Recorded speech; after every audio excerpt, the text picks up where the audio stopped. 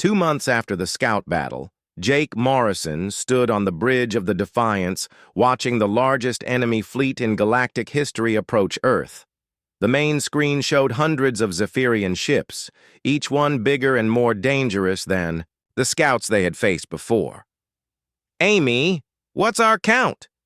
Jake asked his communications officer. Lieutenant Amy Brooks checked her readings twice before answering. 237 ships, Captain, including 15 of their super dreadnoughts. Each dreadnought is 3 times bigger than our largest battleship. Commander Lisa Carter was studying the tactical displays with worry on her face. They're not making the same mistakes as the scouts. They're staying in tight formation and keeping their shields at maximum power. They've learned from what happened before. Dr. Ben Phillips looked up from his connection with the ship's consciousness. "Captain, the Defiance says the Zephyrian Emperor himself is commanding this fleet. He's aboard the largest dreadnought at the center of their formation." Jake felt the weight of responsibility on his shoulders. Every human ship in the solar system was depending on them. Every person on Earth was counting on the Defiance to do the impossible one more time. "Fleet Command, this is Captain Morrison," Jake said into his communicator. "Enemy fleet will be in weapons range in 15 minutes. All human ships should maintain defensive positions around Earth and the space stations." Admiral Stone's voice came back tense but determined. "Understood, Captain. Good luck out there. The fate of humanity is in your hands." The human fleet was impressive. Earth's shipyards had been working day and night for months, building new ships and improving old ones with technology learned from the Defiance. But even with 200 human ships, they were still outnumbered and outgunned. "Defiance," Jake said to the ship's consciousness, "how do you want to handle this?" The calm voice filled the bridge. "This battle will be different from our encounter with the scouts. The Zephyrian Emperor has studied our previous fight. He has prepared his fleet for weapons that can change matter and shields that can phase through dimensions." "So our advantages won't work this time?" Lisa asked. "Some will not work as well," the ship admitted. "But the Emperor has made a mistake. He thinks this battle is about technology and firepower. He does not understand that. The greatest weapon is not any machine, but the spirit of people who refuse to give up." Jake was about to ask what that meant when something amazing happened. All across the human fleet, ships began moving with coordination and skill that surprised everyone, including their own crews. Lieutenant Kelly Murphy, piloting a small fighter from the carrier USS Liberty, suddenly found herself pulling off maneuvers she had never learned. Her ship danced between enemy fire like it was weightless, and her weapons hit targets with impossible accuracy. "This is incredible," she reported over the radio. "It's like the ship is teaching me how to fly better than I ever thought possible." The same thing was happening on every human vessel. Gunners who had never hit a moving target were suddenly shooting with the precision of master warriors. Engineers were solving problems they had never encountered before. Captains were making tactical decisions with the wisdom of experienced admirals. "The ship is sharing its knowledge," Dr. Phillips realized. "It's connecting to every human vessel and showing our people what they're truly capable of." The battle began when the Zephyrian fleet opened fire. Thousands of energy beams and missiles streaked toward the human ships.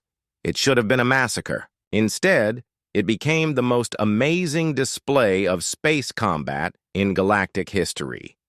Human ships moved like dancers, avoiding attacks that should have destroyed them. When they did get hit, their crews repaired damage with speed and skill that seemed impossible. And when they fought back, their weapons found weak spots in enemy armor that no scanner could have detected. But the real miracle was the Defiance itself. The ship moved through the enemy formation like a force of nature, its impossible weapons reaching out to touch enemy vessels across vast distances. But this time, instead of just changing the enemy ships into harmless things, the ship was doing something more complex. "What is it doing?" Lisa asked, watching the tactical display. "It's not just fighting the enemy ships," Dr. Phillips explained, his voice full of wonder. "It's teaching them. Every time it touches an enemy vessel, it's showing the crew inside what peace could be like. It's giving them a choice. Across the battlefield, Zephyrian ships began to stop fighting, not because they were damaged or disabled, but because their crews were experiencing something they had never felt before. The Defiance was sharing memories of laughter, friendship, art, and music. It was showing alien warriors what life could be like without constant war and conquest. The Zephyrian Emperor, watching from his massive dreadnought, became furious. All ships, ignore the psychological attacks. Focus fire on the human flagship.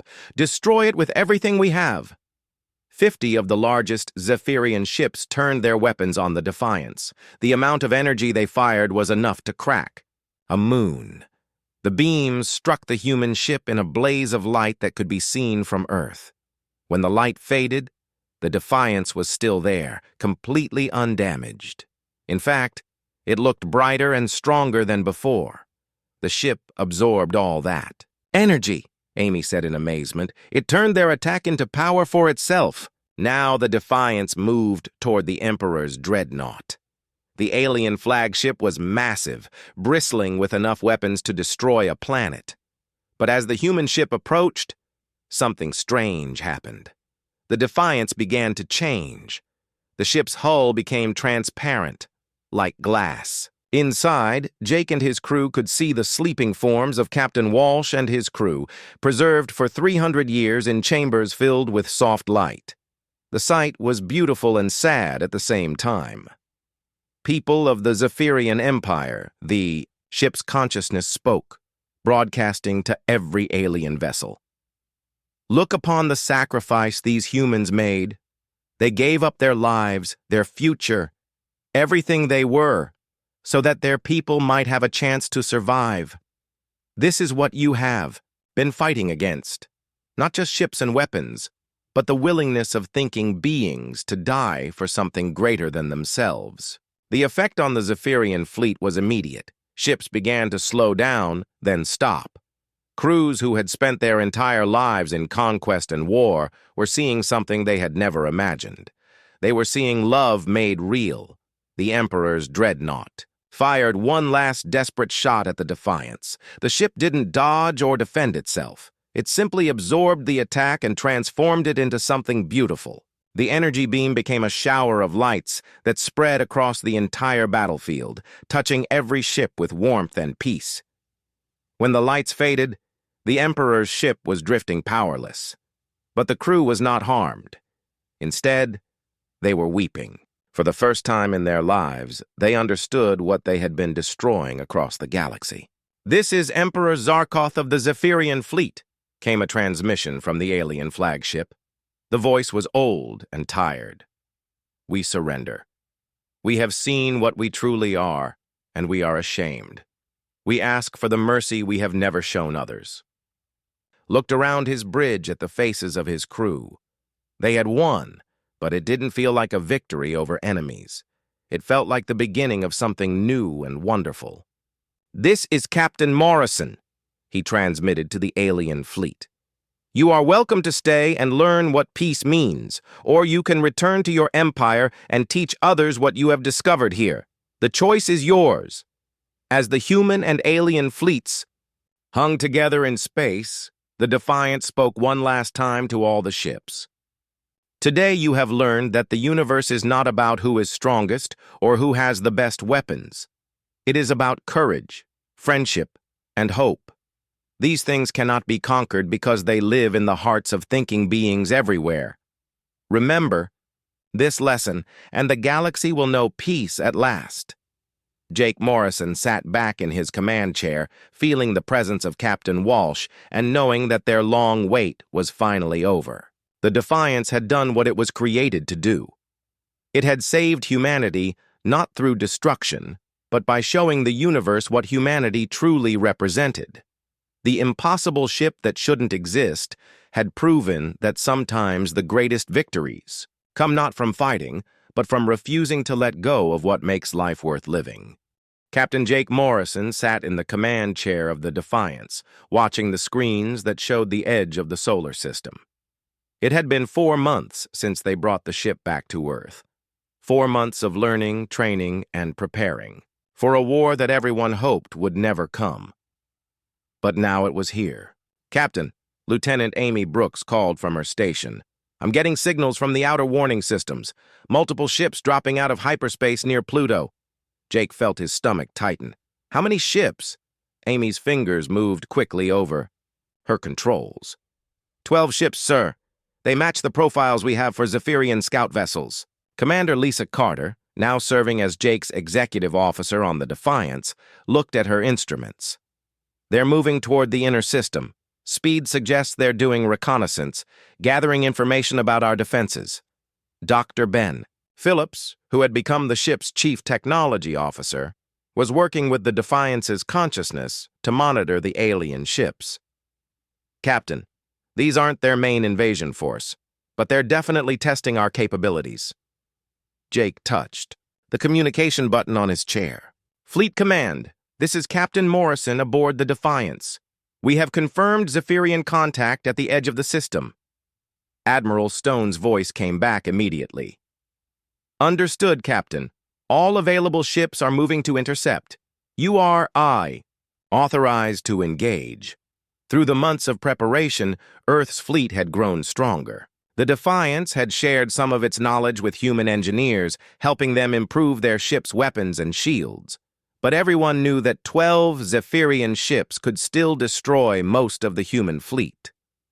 "Defiance," Jake said, speaking to the ship's consciousness. "Are you ready for this?" The calm voice answered immediately.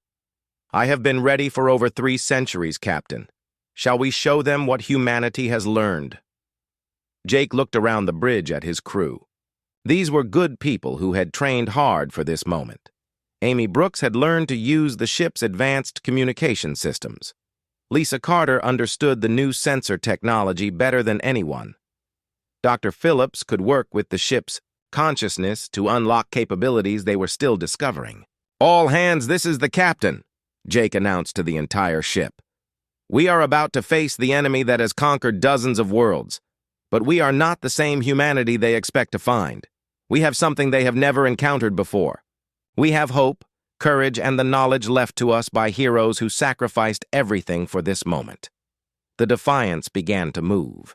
Unlike other ships that had to build up speed slowly, the Defiance simply decided to go faster, and instantly it was racing through space toward the alien scouts. "Contact in 30 seconds, Lisa reported. "The Zephyrian ships are spreading out, in battle formation." Jake could see the alien ships on the main screen now.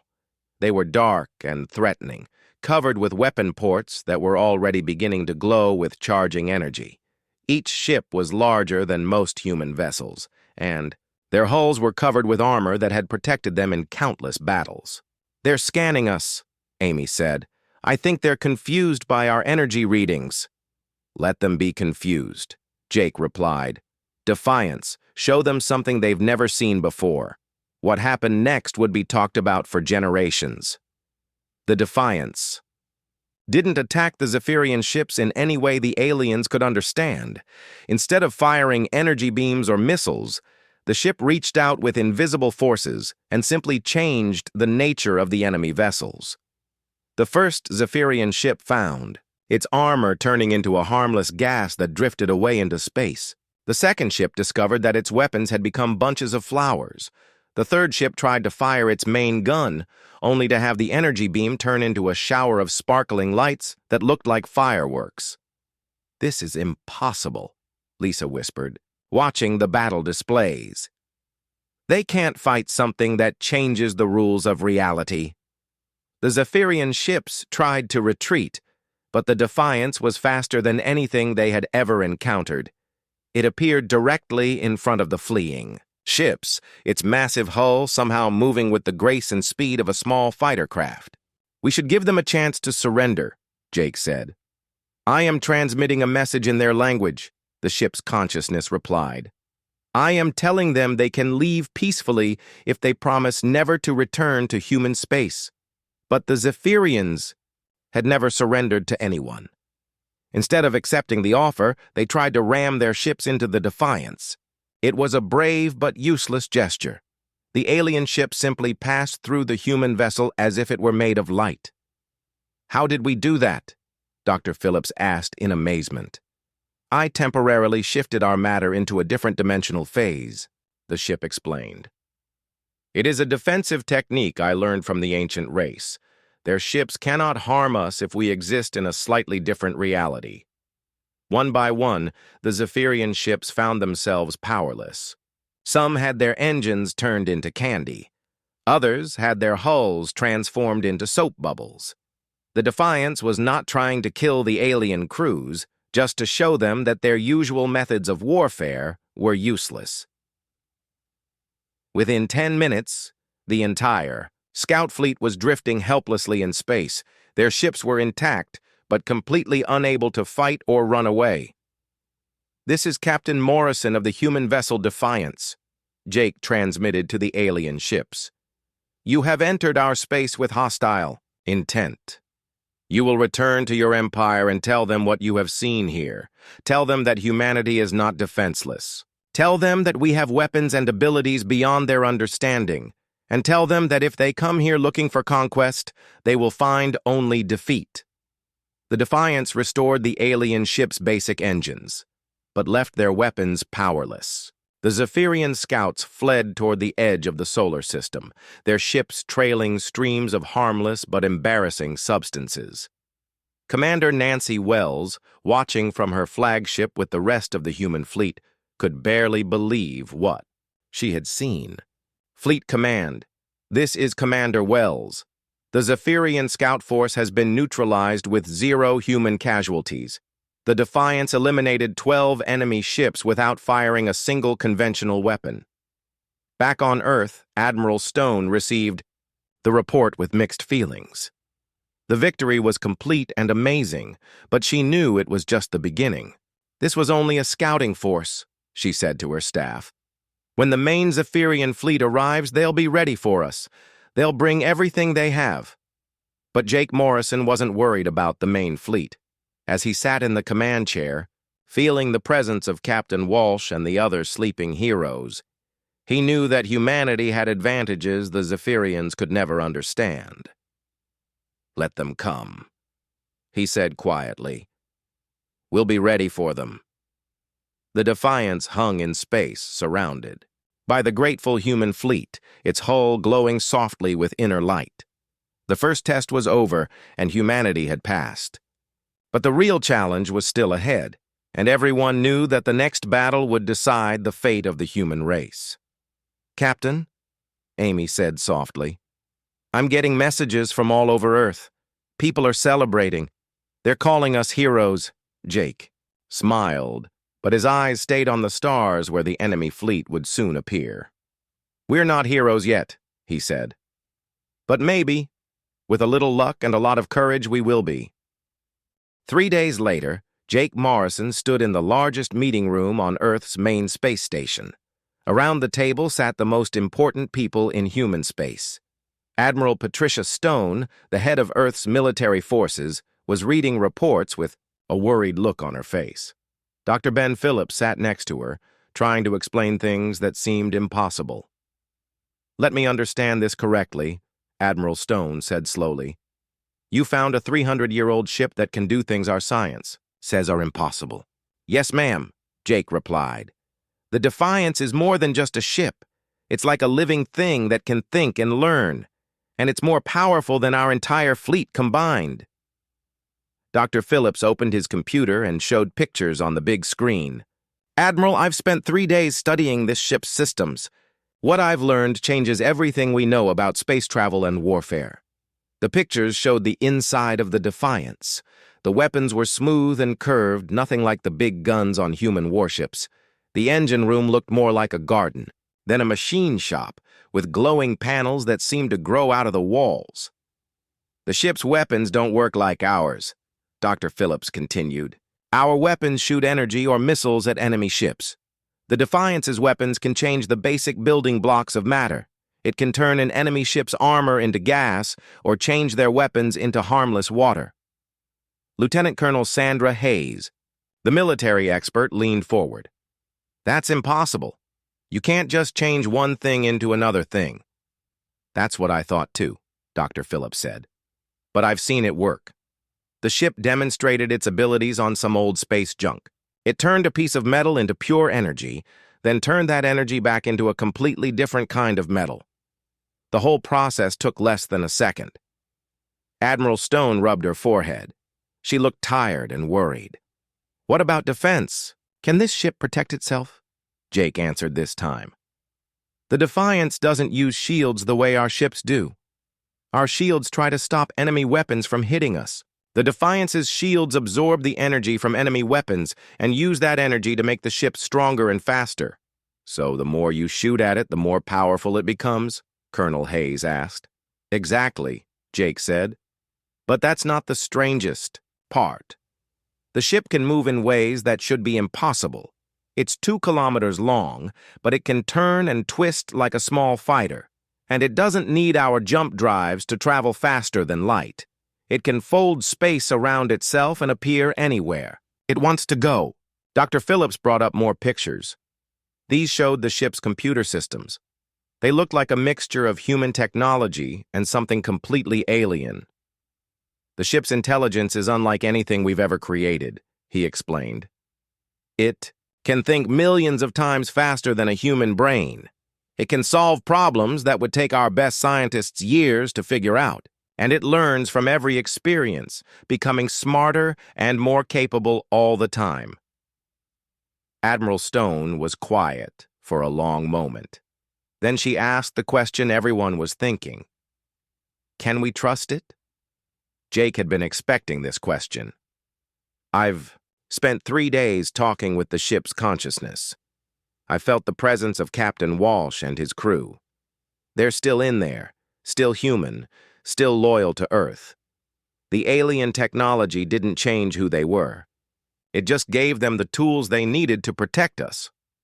Speaking of protection, Colonel Hayes said, tell us about this alien threat, the Zephyrians.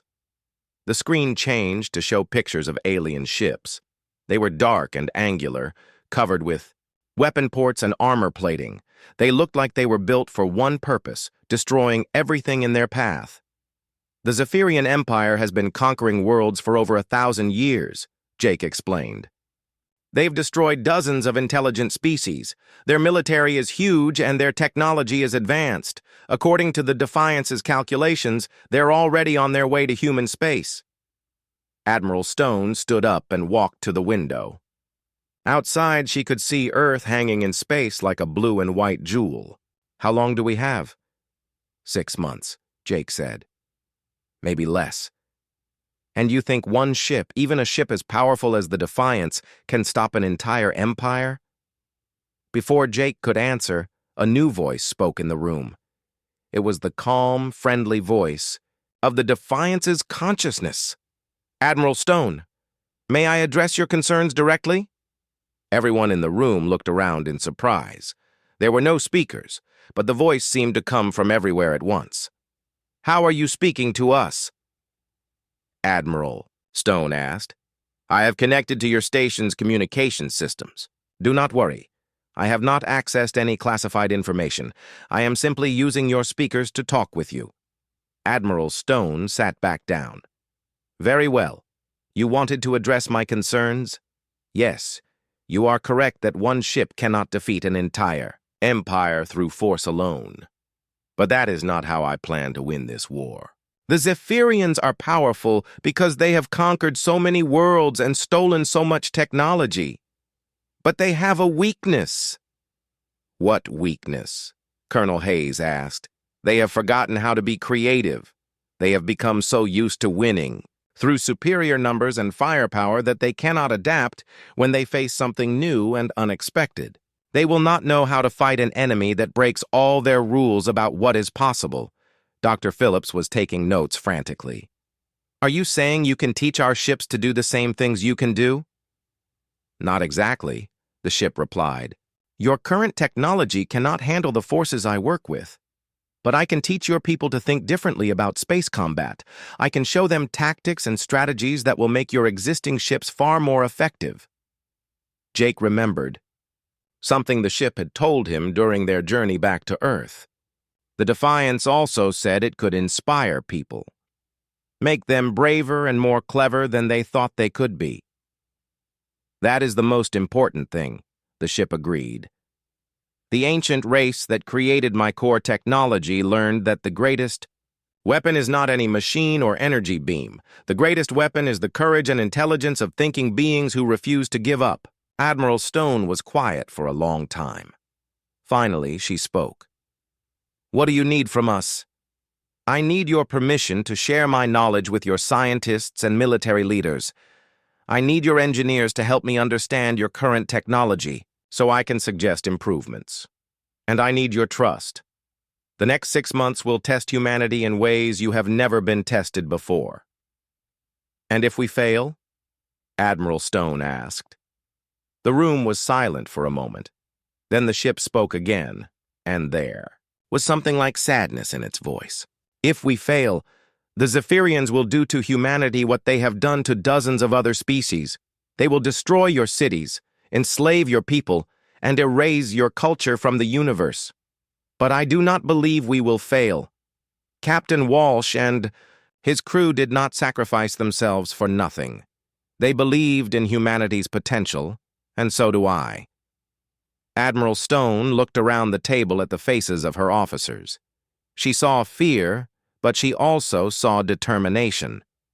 "Then we'd better get to work," she said. Jake Morrison walked slowly down the corridor of the Defiance. Each step he took made the lights grow brighter. It was as if the ship was happy to see people again after so many years alone in space. Behind him, Lisa Carter and Ben Phillips followed, closely, their breathing loud in the quiet hallway. "This doesn't feel like a dead ship," Lisa whispered into her radio. "Everything is too clean, too perfect." Ben pointed his scanner at the walls. "Captain, these readings are incredible. The metal in these walls is stronger than anything we have, but it's also lighter. I don't understand how that's possible." They came to a door marked with human writing. It said, "Bridge, authorized personnel only." Jake reached out and touched the door. It opened immediately with a soft sound. It recognized my touch, he said, surprised. "How can it do that?" The bridge was bigger than any bridge Jake had ever seen. There were dozens of control panels covered with buttons and screens. But the strangest thing was that half of the controls looked human, while the other half looked completely alien. The alien parts were smooth and curved, with symbols that seemed to move and change as they watched. In the center of the bridge was a large chair. Someone was sitting in it. "Dear God," Lisa said softly. The person in the chair was wearing an old human uniform. The uniform was 300 years old, but it looked new. The man in the chair looked like he was sleeping peacefully. His skin was pale, but he didn't look dead. He looked like he was waiting for something. Jake walked closer and read the name tag on the uniform. "Captain Kevin Walsh," he said, "the original commander of this ship." In Captain Walsh's hands was a small computer tablet. Jake carefully took it and turned it on. Words appeared on the screen immediately. "Day 1047 of our journey," Jake read out loud. "We have made contact with something beyond anything we imagined. It is not hostile, but it is powerful beyond measure. It has offered to help us, to make our ship stronger than any ship ever built. But there is a price. We must wait. We must sleep. We must trust that someday our people will find us and understand what we have learned." Ben was connecting his equipment to the ship's computer systems. Suddenly, he jumped back. "Captain, the ship's computer just connected to my scanner. It's like it wants to talk to us." All around the bridge, screens began turning on. Pictures and numbers filled the displays. Then a voice spoke. It was calm and friendly, but it didn't sound completely human. "Welcome aboard the UNS Defiance," the voice said. "I have been waiting for you for 312 years, 47 days, 14 hours and 23 minutes. Jake felt his heart stop for a moment. Who are you? I am the consciousness of this ship. I am what Captain Walsh and his crew became when they chose to join with the gift they found in deep space. Lisa stepped forward, her scanner in her hands. You're an artificial intelligence? I am more than that. I am the combined knowledge of Captain Walsh and his crew, merged with the wisdom of an ancient alien race. We found their gift at the edge of known space. A small object that contained the memories and knowledge of beings who lived millions of years ago. The voice paused, and Jake could hear something like sadness in it. Captain Walsh and his crew were brave. When they found the alien artifact, they could have tried to bring it back to Earth. But they understood that humanity was not ready for such power. So they made a different choice. They allowed the artifact to merge with their ship and with themselves. They became part of the ship and the ship became part of them. Ben was staring at his scanner in amazement. The energy readings are off the charts. This ship has more power than a space station. Maybe more power than an entire fleet. That is correct, the ship said. The ancient race that left the artifact had learned to control matter and energy in ways your science does not yet understand.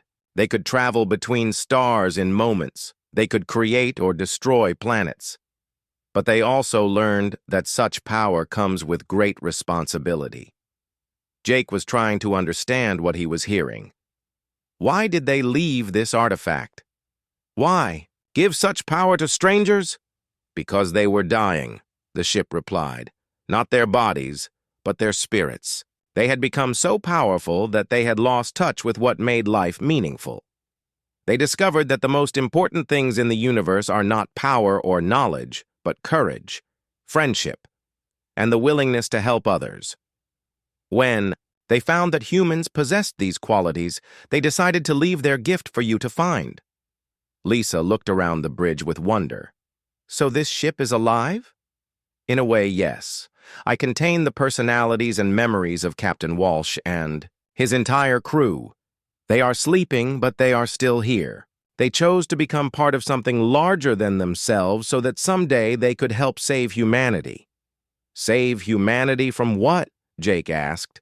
The main screen lit up with pictures of space battles and alien ships. The alien ships were large and dark, with weapons that could destroy planets. The Zephyrian Empire, the ship said. They have been conquering worlds for 1,000 years. They destroy any race that will not submit to their rule. According to my calculations, they will reach human space within 6 months. Ben was studying the tactical information on the screens. These aliens have hundreds of ships, thousands maybe, and each one is bigger and more powerful than our best warships. That is why Captain Walsh and his crew made their sacrifice, the ship explained. They knew that someday humanity would face an enemy that normal weapons could not defeat. So, they became the weapon that could save your species. Jake felt the weight of responsibility settling on his shoulders. What can this ship do? I can do things that your science says are impossible. I can move faster than light without using the jump drives your ships require. I can manipulate matter at the smallest level, turning enemy weapons into harmless energy. I can protect myself with shields that grow stronger when they are attacked. I can repair any damage instantly. I can learn and adapt to any threat. The ship paused again, and when it spoke, Jake heard something like hope in its voice. But most importantly, I can teach. The ancient race learned that the greatest power is not in weapons or technology, but in inspiring others to be brave, to be clever, to be better than they thought they could be. That is what I was made to do. That is why Captain Walsh and his crew sleep peacefully, knowing that their sacrifice will help their people survive and grow strong. Jake looked around at his team. They were all staring at him, waiting for his decision. He thought about Earth, about the billions of people who had no idea that danger was coming. He thought about Captain Walsh, sleeping in his chair after 300 years of waiting. What do you need from us? Jake asked. Take me home, the ship said simply. Take me back to Earth. Let me meet your leaders and your scientists. Let me prepare your people for what is coming. Together we will show the Zephyrians that humanity cannot be conquered." Jake nodded slowly. "Then that's what we'll do." Captain Jake Morrison felt his coffee grow cold as he stared at the screen in front of him. The numbers didn't make sense. None of this made sense. He rubbed his tired eyes and looked again, but the readings were still the same. Commander Lisa. "Carter, come take a look at this," he called out to his science officer. The bridge of the USS Pioneer was quiet, except for the soft hum of machines and the occasional beep from the control panels. Lisa walked over from her station, her boots, making soft sounds on the metal floor. She was a smart woman who had seen many strange things in space, but when she looked at the screen, her face went pale. "Sir, that can't be right," she said in a quiet voice. "Run the scan again," Jake ordered. The scan took 5 minutes. During that time, nobody on the bridge said a word. Everyone was watching the main screen where a massive shape floated in the darkness of space. It was huge, bigger than any ship they had ever seen. But that wasn't the strangest part. The strangest part was that it shouldn't exist. Dr. Ben Phillips, the chief engineer, came running onto the bridge. His face was red and he was breathing hard. "Captain, you need to see this. The energy readings we're getting from that thing are impossible." Jake turned to face him. "What do you mean impossible?" "I mean the ship out there is made of materials that our computers say can't exist. The metal is too heavy and too light at the same time. The energy coming from it is like nothing we've ever seen. According to everything we know about science, that ship should have fallen apart the moment it was built." Lisa finished the second scan and shook her head. "Same results, Captain. The ship is 2 kilometers long. That's bigger than our largest space stations. But somehow it's floating out there like it weighs nothing at all." Jake had been a space captain for 15 years. He had seen alien ruins and strange planets. He had fought pirates and explored unknown worlds, but he had never seen anything like this. "Where did it come from?" he asked. "That's the really strange part," Lisa said. She pressed some buttons and new information appeared on the screen. "I'm reading faint markings on the hull. It says UNS Defiance." The bridge went silent. Everyone knew that name. The Defiance disappeared 300 years ago, Dr. Phillips said slowly. "It was one of the first ships to try faster-than-light travel. They said it was lost forever." Jake felt a chill run down his back. The Defiance was famous in human history. Captain Kevin Walsh and his crew of 200 people had volunteered for a dangerous mission to test new technology. They had jumped to light speed and never came back. For 3 centuries, people had wondered what happened to them. Now they knew where the ship had gone, but they still didn't know why it looked so different. "Lieutenant Amy Brooks, are you getting any signals from the ship?" Jake asked the communications officer. Amy was a young woman who was very good with radio signals and computer messages. She listened carefully to her equipment and then nodded. "Yes, sir. I'm getting very weak power readings. Something is still working inside that ship." "Life signs?" "I can't tell from here, sir. The hull is blocking most of our scans, but there's definitely power running through parts of the ship." Jake made a decision that would change everything. Not just for his crew, but for all of humanity. "Prepare a boarding party," he said. "We're going aboard." Dr. Phillips looked worried. "Sir, we don't know if it's safe. That ship has been missing for 300 years. We don't know what happened to it or why it looks so different now." "That's exactly why we need to find out," Jake replied. "Get me a team of 6 people. Full spacesuits and emergency equipment. Lisa, you're coming with me. Ben, I need you there. 2, in case we find any technology we don't understand." "What about the rest of the crew?" Amy asked. "They stay here and keep the Pioneer ready. If something goes wrong, I want them to be able to get away fast." It took an hour to prepare for the boarding mission. Jake put on his spacesuit and checked all the equipment twice. The spacesuit was white and bulky, with a clear helmet that let him see in all directions.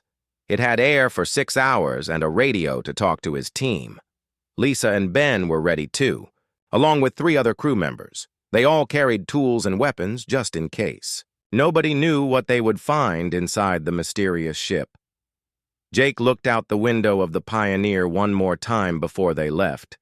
The Defiance was floating there in the darkness, lit up by the light from a distant star. It was beautiful and scary at the same time. The ship was black and silver, with smooth curves that didn't look like any human design he knew. Strange lights moved along its hull like living things. "Remember," Jake told his team as they got into the small shuttle, "we don't know what we're going to find in there. Stay together, stay alert, and don't touch anything unless I say it's okay." The shuttle flew slowly toward the massive ship. As they got closer, Jake could see more details. The hull was covered in symbols and patterns that seemed to glow with their own light. Some parts of the ship looked normal, like the human technology he was used to, but other parts looked alien, as if they had been added by someone else. "There," Lisa pointed to a section of the ship. "I see an airlock. It looks like our standard design." They docked with the ship and waited. The airlock opened with a soft hiss of air. To everyone's surprise, there was good air pressure on the other side. "The atmosphere is breathable," Lisa said, looking at her scanner. "Temperature is normal. It's like the ship is still working perfectly after all these years." They stepped inside the Defiance and immediately noticed something strange. As soon as they entered, lights began turning on. Not the emergency lights they expected, but soft, warm lights that made the corridor feel welcoming. "The ship knows we're here," Ben whispered. Jake led the way down the corridor. The walls were smooth and clean, as if someone had been taking care of the ship every day for 300 years. Their footsteps echoed in the silence. They passed empty rooms and closed doors. Everything looked normal, but felt wrong. This was supposed to be a ship that had been lost in space for centuries. It should be cold and dark and dead. Instead, it felt alive. "Captain," Amy's voice came through the radio from the Pioneer. "I'm reading increased power levels throughout the ship. It's like it's waking up." Jake felt his heart beat faster. What had they found out here in the darkness of space? And more importantly, what had found them?